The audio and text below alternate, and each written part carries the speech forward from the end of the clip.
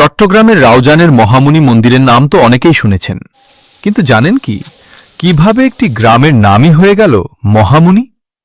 কিভাবে এই মন্দির পরিণত হল বাংলাদেশের অন্যতম গুরুত্বপূর্ণ বৌদ্ধ তীর্থস্থানে? আজকের ভিডিওতে জানব সেই ইতিহাস। সঙ্গে আছি আমি এস ফারুক।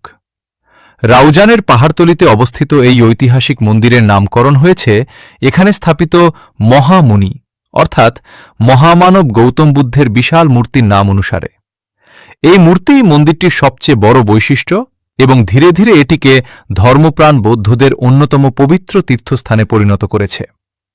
ইতিহাস বলছে অষ্টাদশ শতকের শেষভাগে আনুমানিক ১৭৮০ সালের দিকে কদলপুর গ্রামের প্রাজ্ঞ বৌদ্ধ ভিক্ষু চাইঙ্গা ঠাকুর ধর্মীয় শিক্ষা লাভের উদ্দেশ্যে বার্মা বর্তমান মিয়ানমারে যান।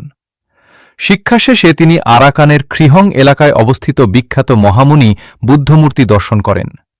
সেই অপূর্ব শিল্পকর্ম দেখে তিনি এতটাই মুগ্ধ হন যে নিজের জন্মভূমিতেও ঠিক একই আদলে একটি মহামুনি মূর্তি প্রতিষ্ঠার দৃঢ় সংকল্প করেন। প্রচলিত কিংবদন্তি অনুযায়ী গৌতম বুদ্ধ একসময় আরাকানে গিয়েছিলেন। তাকে সামনে থেকে দেখে শিল্পীরা তার অবয়ব অনুসরণ করে যে মূর্তিটি নির্মাণ করেছিলেন সেটিই ছিল বিখ্যাত মহামুনি মূর্তি।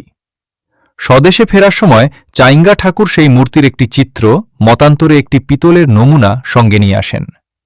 এরপর স্থানীয় মানুষের সহযোগিতায় আরাকান থেকে দক্ষ কারিগর এনে প্রায় ১ বছরের পরিশ্রমে ১৮০৫ সালে, মতান্তরে ১৮১৩ সালে আরাকানের মহামুনি মূর্তির আদলে বিশাল আকৃতির বুদ্ধমূর্তি নির্মাণ করা হয়।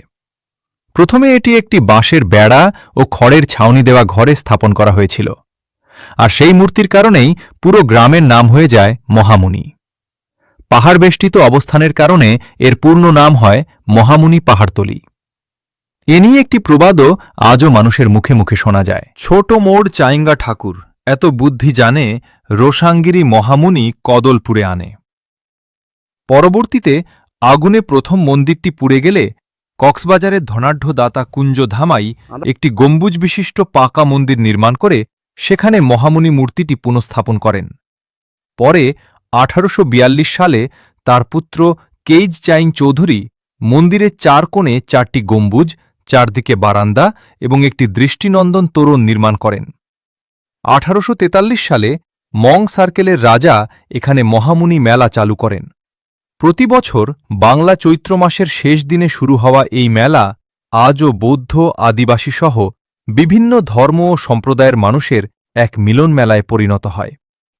ধর্মীয় অনুষ্ঠান, সাংস্কৃতিক আয়োজন এবং শত বছরের ঐতিহ্য এই মেলাকে করেছে অনন্য।